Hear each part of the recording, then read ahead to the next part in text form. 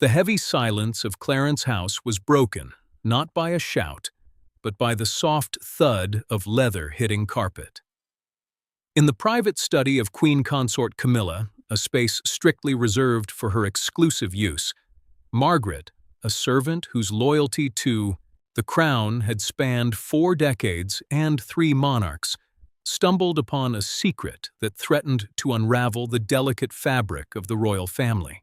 As she cleaned the polished walnut desk, an old brown notebook slipped from the corner, flipping open to reveal a title printed in stark, bold letters: Real Estate Transfer File. What Margaret saw within those pages was not merely a bureaucratic error, but a calculated breach of protocol that chilled her to the bone. The documents detailed the transfer of a luxurious Sussex estate, a property granted to Camilla solely for her tenure as Queen Consort, to her son, Tom Parker Bowles. Valued at tens of millions, the asset had been moved without the knowledge or signature of King Charles, bypassing the strict legal and unwritten rules that govern royal holdings. For King Charles, the initial revelation was dismissed as a mere misunderstanding, a trivial administrative oversight in the complex machinery of the monarchy. However, Princess Anne, known for her unyielding adherence to duty and tradition, saw a far more sinister pattern emerging. To her, this was not an isolated incident, but part of a broader strategy involving clandestine trips, a conveniently vanished driver, and the involvement of lawyers specializing in opaque financial transactions. The atmosphere within the palace grew thick with tension as rumors began to circulate that Prince William was preparing to restructure the monarchy, a move that would inevitably marginalize those who did not belong to the direct line of succession. The question hanging in the air was no longer about a simple property dispute, but about power. Was this a personal mistake, or was it Camilla's strategic attempt to secure her family's financial future before the tides of power shifted irreversibly? The sun set over London, casting long shadows through the antique windows. The incident served as a stark reminder of the fragility of trust within the institution. Margaret's discovery was more than just a leak, it was a crack in the foundation, exposing the human ambitions that often clash with the rigid expectations of royal duty. The narrative that unfolded was not just about real estate, but about legacy, legitimacy, and the high stakes of living in the public eye. In the world of the monarchy, where every signature carries weight and every silence speaks volumes, the transfer of a single property had become a symbol of a deeper conflict, one that would test the resilience of the crown and the unity of the family in the years to come. The weight of the notebook in Margaret's hands felt heavier than its physical mass suggested. She understood the gravity of what she held. This was not a private financial dispute, but a potential misappropriation of assets maintained by the British taxpayer. Only the king possessed the constitutional authority to approve the transfer of such royal properties. If this breach were exposed to the public, the resulting scandal would not merely embarrass the crown, it would shatter the fragile trust between the monarchy and the people, undermining the credibility of the entire institution.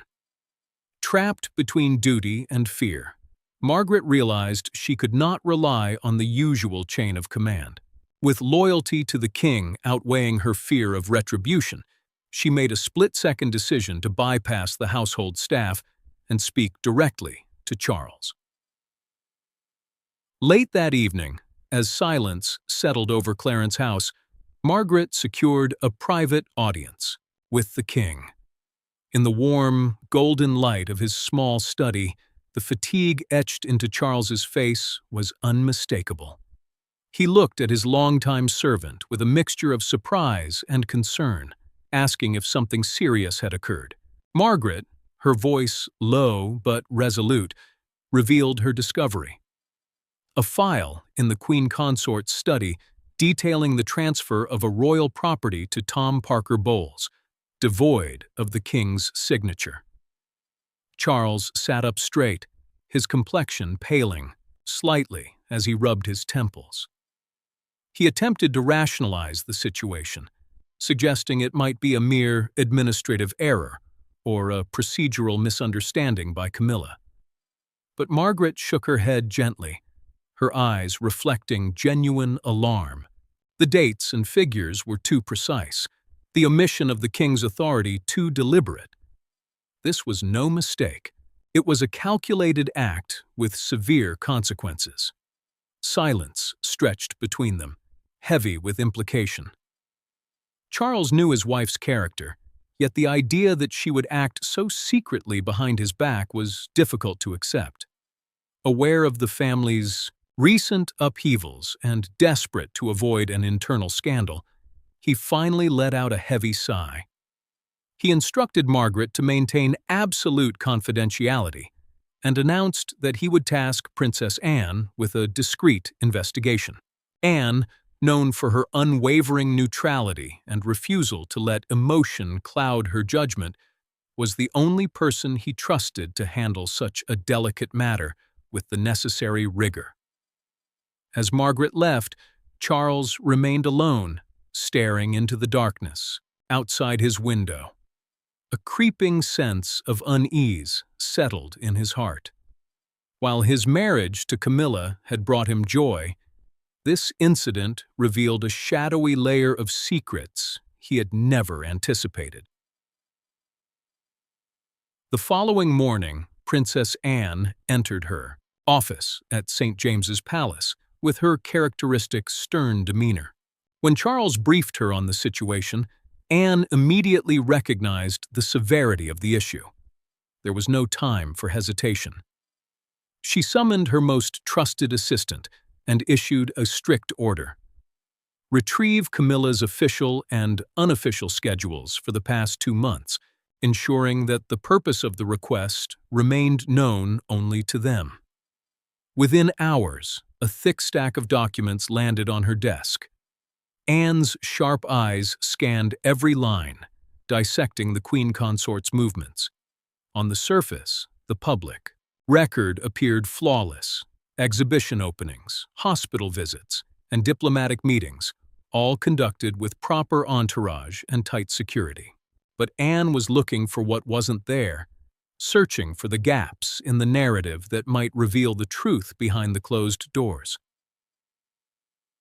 As Princess Anne delved into the private schedule, her initial curiosity hardened into suspicion. The entries were vague, labeled with dismissive phrases like private outings or internal movement. But it was the pattern of companionship that raised immediate red flags. On at least 5 occasions, Camilla had traveled without the standard security detail or royal aides, accompanied only by her personal driver, Robert Hayes. This was a stark violation of protocol for the Queen Consort, whose safety and public visibility were typically meticulously managed. Anne cross-referenced these dates with the real estate transfer file Margaret had provided, and the correlation was chilling. 3 of the 5 private trips coincided exactly with the key dates in the property transfer process. It was not a coincidence. It was a coordinated effort. Anne paced her office, the rhythmic tapping of her fingers on the wooden desk echoing her growing unease. She knew Camilla's penchant for luxury and her reliance on a visible entourage. The sudden shift to solitary, unmonitored travel suggested a deliberate attempt to evade internal oversight. Determined to uncover the truth, Anne ordered an immediate background check on Robert Hayes. The results arrived within the hour, casting a darker shadow over the investigation. Hayes had resigned abruptly just 2 days after the finalization of the property transfer, vanishing from the royal household staff records without explanation, notice, or a trace of future employment. His departure was too clean, too convenient, and undeniably suspicious. "This is no longer mere suspicion," Anne stated, her voice icy as she addressed her assistant. "This is evidence of an intentional cover-up." She refused to let the matter rest. With steely resolve, she instructed her team to locate Hayes's current whereabouts and to conduct a forensic audit of all related records, camera footage, fuel receipts, and logistical logs. She needed to know exactly where Camilla had gone, who she had met, and what transactions had taken place in the shadows of those private journeys. Standing by the window, looking out over the quiet palace courtyard, Anne felt the weight of her duty pressing down on her. This was not just a family dispute. It was a breach of trust that threatened the very principles of the monarchy. If Camilla had indeed orchestrated this secret transfer, it was a betrayal from within. Anne knew the truths she was about to uncover would be harsh, potentially causing significant upheaval. But her loyalty to the crown outweighed her loyalty to any individual. She would see this through to the end, no matter the cost.